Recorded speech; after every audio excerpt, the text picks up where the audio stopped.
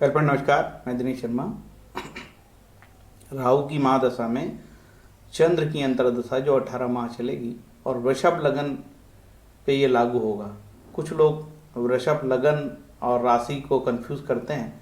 तो वृषभ लगन अलग है, राशि तो चंद्रमा की राशि कहलाती है। तो यहाँ सारा प्रेडिक्शन जो लगन से होगा, जहाँ आपका पहला भाव नंबर 2 की राशि आएगी वृषभ लगन। चलते हैं आगे तेजी से। ये मेरा मोबाइल नंबर है, आपको लगे तो संपर्क कर सकते हैं। ब्रह्मा मुरारी त्रिपांतकारी भानु शशि भूमि सुतो बुधुश्च गुरुश्च शुक्र शनि राहु केतु कुर्वन्ते सर्वमं सुप्रभात। ज्योतिष का मतलब होता है प्रकाश, और ज्योतिषी का मतलब है आपको जहाँ फंस गए हो वहाँ से प्रकाश से, अंधकार से प्रकाश की ओर ले जाना, आपके जीवन में उत्साह का संचार कराना, ना कि डराना धमकाना और आपसे धन ऐंठना। तो आपको पॉजिटिव बनाने के लिए, आपकी मदद करने के लिए वीडियो है। राहु की दशा 18 वर्ष चलती है, राहु चंद्र की 18 माह चलेगी। चंद्रमा जो है वृषभ राशि में 3 अंश के उच्च के होंगे, और चंद्रमा नीच के होंगे वृश्चिक राशि में 3 अंश के। ये अंशों का बड़ा महत्वपूर्ण रोल होता है। कोई भी ग्रह अपनी अंतर्दशा में रिजल्ट देता है, तो अंतर्दशा का अपना महत्व है। चंद्रमा मन है, क्योंकि चंद्रमा मन है और राहु मन को पीड़ित करने वाला है, राहु चंद्रमा को पीड़ित करने वाला, तो बड़ा इंपॉर्टेंट दशा हो गई है। राहु चंद्र, राहु सूर्य, राहु चंद्र तो और स्पेशल। चंद्रमा मनसो जाता है, ऐसा लिखा है वेद में। कहाँ लिखा है? वृहत जातक में लिखा है, मनस्तु हितुगु, चंद्रमा मन है। ठीक है, आगे लिखा वेद में, चंद्रमा मनसो जातश्चो सूर्य जायत मुखांदिंद्र आश्च अग्निश्च प्राणदायुर्जायत। विराट पुरुष परमात्मा के मन से चंद्रमा, नेत्रों से सूर्य, कर्ण से वायु, प्राण, मुख से अग्नि का प्रकटीकरण हुआ। ऐसा सुबालोपनिषद में भी आता है, चंद्रमा मनसो जातश्चो सूर्य अजायत। ठीक है, तो हमारी सूर्य तो आत्मा हो गई भैया, ठीक है, और चंद्रमा जो है मन है। पाराशर मुनि कहते हैं, पूर्णे चंद्रे पलम पूर्ण राज प्रीतिया स्वभाव हम। ठीक है, पूर्ण चंद्रमा होना चाहिए, बड़ा इंपॉर्टेंट है। यदि पूर्ण चंद्रमा होगा तो ही आपको ये फल पूरे देगा, अदरवाइज कम फल मिलेंगे।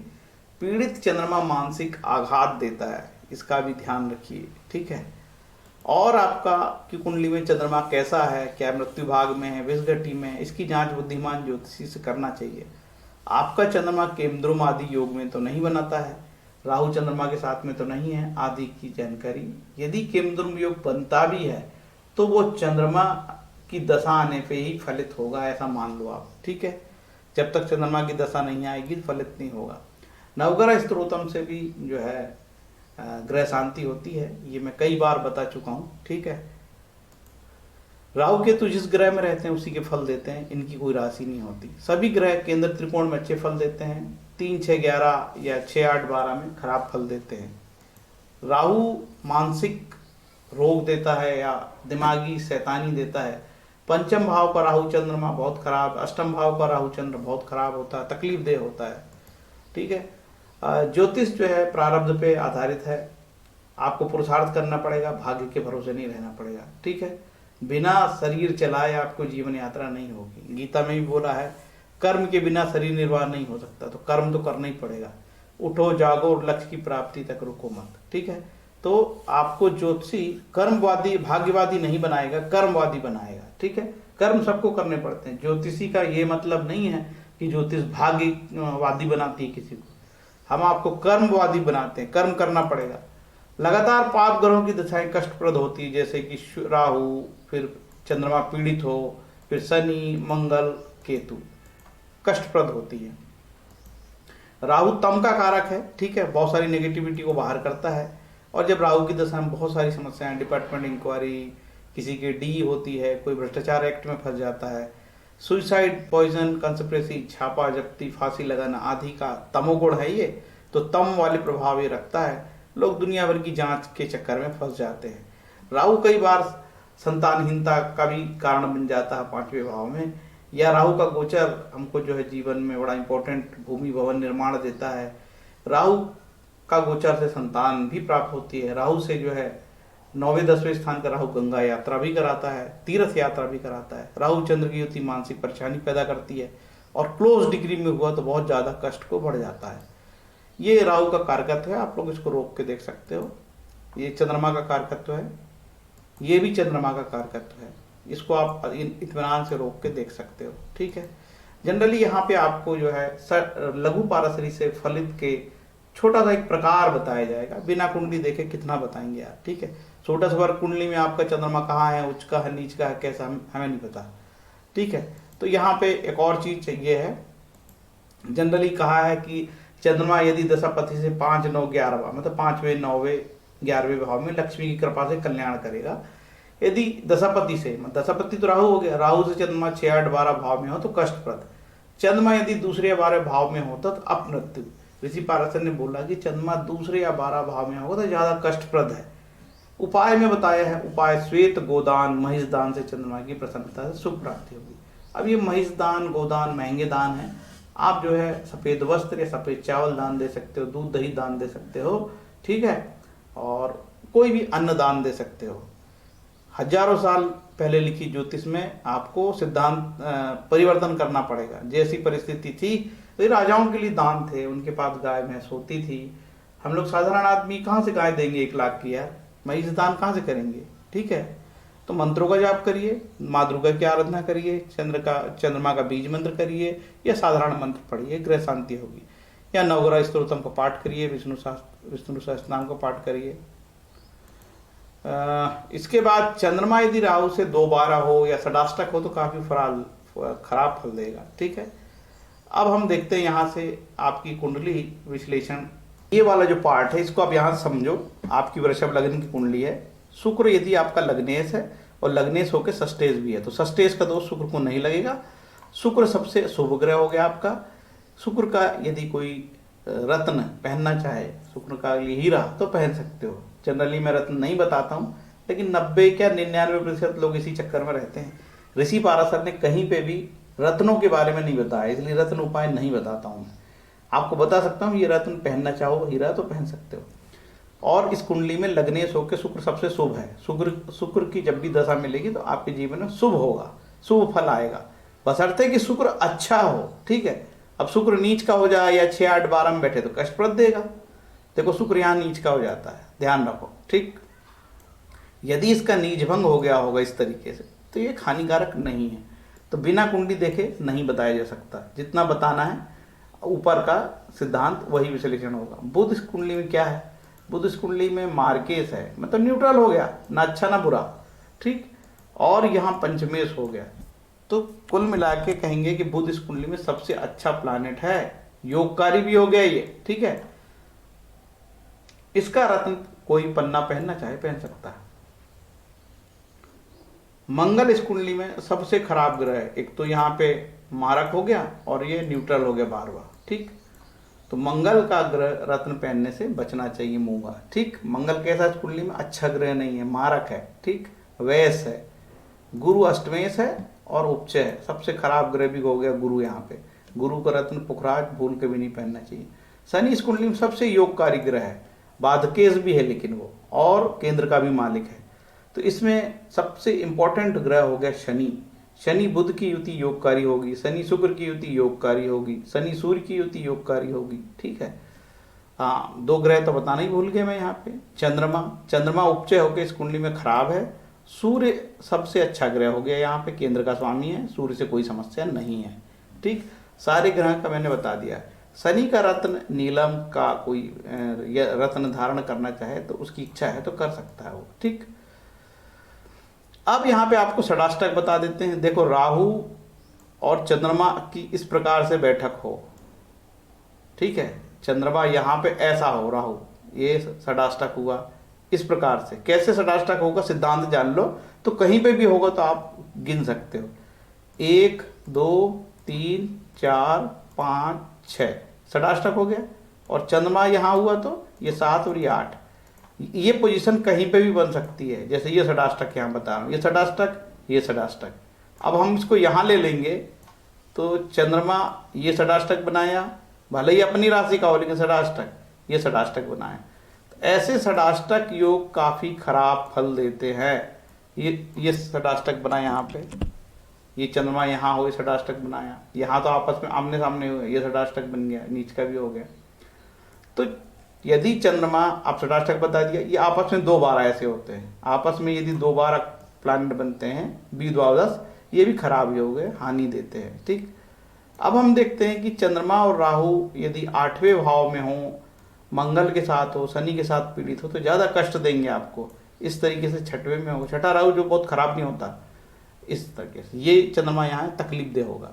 चंद्रमा यहाँ नीच का हो जाएगा, और उपचय का नीच का होना बहुत खराब तो नहीं माना जाता, लेकिन ये अच्छे पत्नी स्थान पे नीच का हुआ तो ये तकलीफ दे होगा, वैवाहिक जीवन में तकलीफ को बढ़ा सकता है। ठीक है, चंद्रमा यदि यहाँ पे हो तो ये अपने से 10वां गया है। ठीक है, ये लंबी यात्रा, विदेश यात्रा करा सकता है, विदेश में आपको बसाहट कर सकता है। ये चंद्रमा अपने से 12वां गया और लग्न से दूसरा गया, कोई बुरा योग नहीं है। ये अपनी राशि में चंद्रमा बढ़िया, कोई दिक्कत नहीं। यहाँ पे भी अपने से दूसरा गया, कोई दिक्कत नहीं। ये चंद्रमा भी कोई दिक्कत नहीं देगा। चंद्रमा ये वाला दिक्कत दे सकता है, लेकिन यहाँ पे भी एक चीज लागू होती है, उपचय यदि अपने से उपचय में जाता तो ये भी हानिकारक नहीं करता है। यहाँ से राहु हटा लेते हैं। उपचय यदि अपने से उपचय में जाता है, देखिए ये भी उपचय, ये भी उपचय, तो उपचय यदि अपने से उपचय में जाएगा तो ये हानिकारक नहीं होता। ठीक है, ये जो है यहाँ पे निश्चित रूप से थोड़ा ज्यादा हानिकारक हो सकता है, क्योंकि अपने से वो 1 2 3 4 5, ठीक है, अपने से 5वां गया है और नीच का है, तो वैवाहिक जीवन में तकलीफ बढ़ा सकता है। ये कष्टप्रद है।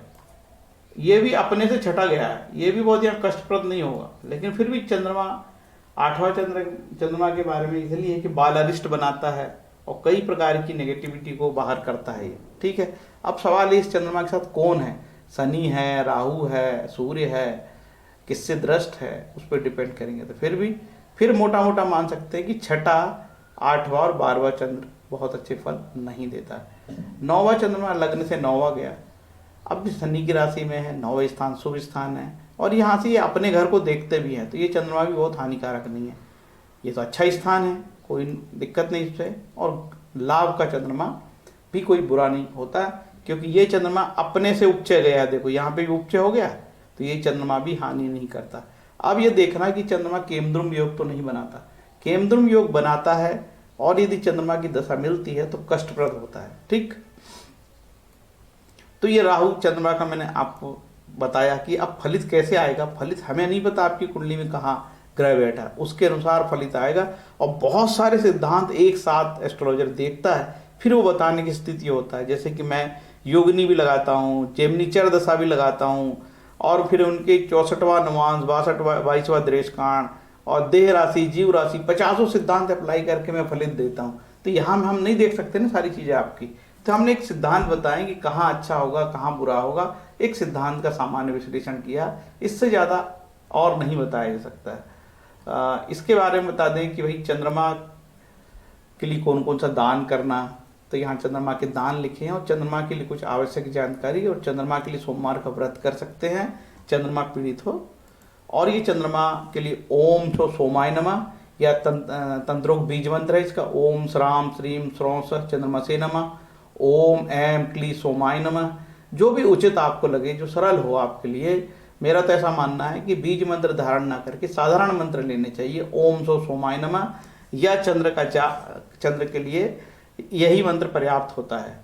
और इसके बाद राहु के लिए जो है राहु कवच ले सकते हो, या दुर्गा सप्तशती का पाठ, या दुर्गा कवच, अर्गला कीलक, सिद्ध कुंजी का स्त्रोत, जो भी हो लग सकते हो। चंद्रमा के लिए देखो चंद्र विंशति नाम स्त्रोतम, चंद्रमा के जो 25 नाम हैं उससे भी लाभ होगा, और ये चंद्रमा का कवच है, इसका भी उपयोग आप कर सकते हो। ठीक है, ये राहु का दान है। ये राहु केतु यदि गोचर में किसी के लग्न से या चंद्रमा से 8वें में जाते हैं तो ये इसका उपाय है। ये गोचर है, और ये वाला जो है दान है राहु का। ठीक है, ये भी राहु का दान है। ये प्रश्न मार्ग में बताया है कि 6, 8 और 12वें स्थान के ग्रह धारण नहीं करना चाहिए, और दान भी नहीं देना चाहिए, केवल मंत्र का पाठ करना चाहिए। तो यहाँ पे जो आवश्यक चीज़ें मैं बता दूँ आपको, दुर्गा कवच, दुर्गा सप्तशती के पाठ से ग्रह शांति होती है, और जो है नवदा भक्ति, भगवान ईश्वर भक्ति करने से भी ग्रह शांति होती है। शुद्ध भक्ति, नारद भक्ति सूत्र में लिखा, शुद्ध भक्ति करने से ग्रह शांति होती है। कोई भयभीत होने की जरूरत नहीं है। भगवान कृष्ण कहते हैं मेरे भक्तों का कभी विनाश नहीं होता। अनेकों हमारे शास्त्रीय सनातनी उपाय, इनसे भी ग्रह शांति होती है। रुपए खर्च नहीं होते ग्रह शांति में। जहाँ ग्रह शांति में लाखों रुपए खर्च हो रहे हैं, आपको समझ जाना चाहिए कि वहाँ शुद्ध व्यापार पीछे से खड़ा हुआ है। कलयुग का समय है, पापी पेट का सवाल है। ज्योतिष के नाम पे लोग अपना जीवन चला रहे हैं। कई लोगों ने, लाखों लोगों ने इसको व्यवसाय बना रखा है। कुछ लोग रत्न बेचते हैं, कुछ लोग कर्मकांड के माध्यम से धन कमाते हैं, या जीविका है उनकी।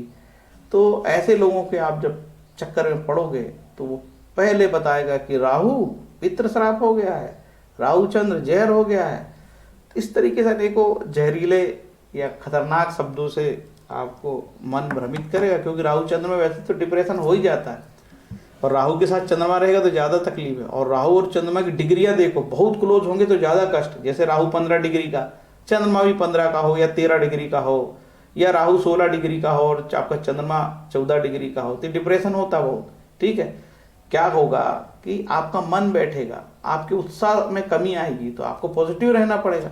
पॉजिटिव रह के अपने जीवन को आगे बढ़ाना पड़ेगा। अरे ज्योतिष के भरोसे थोड़ी जीवन चलेगा यार, वो तो आपको कुछ भी बता देगा, यहाँ ऐसा बैठा बच्चा तेरा ऐसे ऐसे हो जाएगा। अरे पंचम स्थान पे कहीं राहु बैठ गया तो संतान श्राप बताने लगते हैं यार, कहीं राहु के साथ मंगल बैठ गया तो अंगारक बताने लगते हैं, और तरह तरह से। और कहीं शनि के साथ चंद्रमा बैठ गया तो विषयोग बता देंगे। ठीक है, और फिर कुल मिला के वो हर चीज का उपाय उनके पास रहेगा, हर चीज का उपाय। जैसे कि वो बहुत अद्भुत रूप से कोई एजेंट हो ग्रहों के, या भगवान ने उनको भेजा है कि आप सब ठीक कर लोगे, जो कि वो पेट पाल रहा है सिंपल। लेकिन तरह तरह के से बता के आपको शनि चंद्र का, राहु मंगल का अंगारक बता देगा, शनि चंद्र का विषयोग बता के डराएगा। ठीक है, और डरा डरा के आपके जीवन को नरक बना देगा। जब तक वो पैसे ना निकाले आपसे तो चैन थोड़ी पड़ेगी। तो आप लोग भी सावधान रहिए, डरिए मत। ठीक है, थोड़ी बहुत ग्रह दशाएं खराब होती है। ठीक है, आपका राहु में चंद्रमा बहुत खराब है, तो चंद्रमा के बाद तो दूसरी दशा आएगी, उसमें तो राहत मिलेगी। ठीक है, 2-2.5 साल की दशाएं रहती है, थोड़ा खराब है, फिर पॉजिटिव होगा। यदि आप ग्रह शांति के लिए शुद्ध ईश्वरीय उपाय, माँ दुर्गा के लिए, जैसे दुर्गा सप्तशती, तो सप्तशती तो कोई पढ़ नहीं पाता पूरा, तो दुर्गा कवच ले लो, अर्गला कीलक, या सिद्ध कुंजी का स्त्रोत पढ़ते हैं लोग, उससे भी आराम मिलता है, इससे लाभ होगा। तो इस तरीके से हमने आपको बताया कि राहु चंद्रमा, चूंकि चंद्रमा मन है तो ये ज़्यादा आपके को प्रभावित करता है। और यदि 6, 8, 12 में हो, चंद्रमा के साथ राहु हो, या चंद्रमा के साथ शनि हो और क्लोज डिग्री में हो, ठीक है, तो ये ज़्यादा कष्टकारी होते हैं। और यदि चंद्रमा को कोई वक्री ग्रह शनि या मंगल देखें तो भी बहुत हानि होती है। वक्री ग्रहों की दृष्टि भी तकलीफ देती है चंद्रमा को। ठीक है, यदि चंद्रमा अच्छा बैठा होगा आपका शुभ है, कोई ज़्यादा समस्या नहीं, फिर समय आपका कट जाएगा। यदि केंद्र में होगा तो उतना बुरा नहीं है, याद रखना है ना। केंद्र त्रिकोण में होगा तो कोई बुरा नहीं है। ये तो 6, 8, 12 में होता है तो कष्टप्रद होता है। उम्मीद है कि ये छोटा सा वीडियो आपको जागृत करने के लिए, एनलाइटेंड करने के लिए, और आपके मन से डर को भगाने के लिए, आपके जीवन में उत्साह को संचारित करने के लिए उपयोगी होगा। यदि उपयोगी होगा तो आप लाइक, कमेंट, शेयर कर सकते हो, उसमें कोई पैसे नहीं लगते। ठीक है, और आपके दिमाग में होगा कि भाई मैं तो चंद्रमा के लिए मोती पहनने से मेरा जीवन उद्धार हो जाएगा। एक तो मोती सबसे सस्ता मिलता है। ठीक है, मोती की खेती भी होती है। अब आपका मन इतना कमजोर है यार कि मोती पहनने से ठीक हो जाता है या खराब हो जाता है, तो यार तो इससे दुनिया में सरल क्या होगा। तो ये जो चक्कर है कि मोती पहना के ही सब कुछ उपाय है, भैया जब भी मन बिटर होता है, कड़वा होता है, उसके पीछे रीजन ये होता है कि हमारी डिजायरमेंट फुलफिल नहीं होती, हमारे बड़े टारगेट अचीव नहीं होते, तब हमारा मन खट्टा हो जाता है। ठीक है, उसके पीछे ये है कि हम अपने टारगेट जो अचीव करते हैं सावधानी से करें, बड़े टारगेट अचीव ना करें, बहुत सोच समझ के करें। जितने आवश्यक टारगेट हैं वो ये अचीव हो सकते हैं। आप बहुत धन की लालसा कर रहे हो, धन नहीं आ रहा तो आप फ्रस्ट्रेशन में आओगे, बोले यार साहब मेरा मन नहीं लगता। तो ये मन जो है कई बार आपकी उपलब्धियों पे या असफलता पे भी खराब होता है। तो ईश्वर में मन लगाओ और अपने लालच को कंट्रोल करोगे तो दुनिया का कोई भी चंद्रमा कहीं पे भी बैठा हो कंट्रोल में आ जाएगा। ठीक है, यदि अत्यधिक बड़े टारगेट होंगे और बहुत धन लिप्सा होगी तो ज़्यादा हमारा मन तकलीफदेह होता है, क्योंकि हमारे जब टारगेट अचीव नहीं होते, हमें सफलता नहीं मिलती, असफलता मिलती है, तभी आदमी डिप्रेशन में जाता है। तो डिप्रेशन से निजात पाना आपके हाथ में है, ना कि एस्ट्रोलॉजर में। यदि आप, हो सकता है कि आपका मन जब तक कि 150,000 रुपया बर्बाद ना करो तब तक आपका ग्रह ही शांत नहीं होते, तो वो आपकी आर्थिक स्थिति है। आपको लगता होगा कि यार ये जो एस्ट्रोलॉजर बता रहा है ये तो बिल्कुल सस्ता आदमी है यार, बिल्कुल कुछ उपाय नहीं बता रहा, ये तो घी के दिए भी नहीं बता रहा, ये भी नहीं बोल रहा कि ये राशि वाले हो जाएंगे माला माल, राशि बदल रहा है मकर राहु। तो ये सब यहाँ पे हमारे इसमें चैनल में नहीं है। इसके लिए आपको कोई दूसरा चैनल जाना पड़ेगा जो ये बोलता है कि राहु की राशि बदलते ही आपके जीवन में खुशियाँ आ जाएगी और माला माल होने लगोगे आप। ये तो गोचर है, गोचर तो आता जाता रहता है। गोचर से भला कौन माला माल होगा? माला माल होगा आपकी मेहनत से, माला माल हो गए आपके कर्म से, माला माल हो गए। सब कुछ आपके कर्म पे डिपेंड करता है। आपको अपने जीवन को आगे बढ़ाने के लिए कर्मशील होना पड़ेगा, ठीक है। ज्योतिष सिर्फ आपको ये बता सकता है कि यार ये समय थोड़ा सा अच्छा है, थोड़ा सा बुरा है, इससे ज़्यादा ज्योतिष के चक्कर में नहीं पड़ना चाहिए। हरे कृष्णा बोल के अपने मैं वाणी को विराम देता हूँ और ये राहु चंद्र वृषभ लगन का वीडियो खत्म किया जाता है। हरे कृष्ण।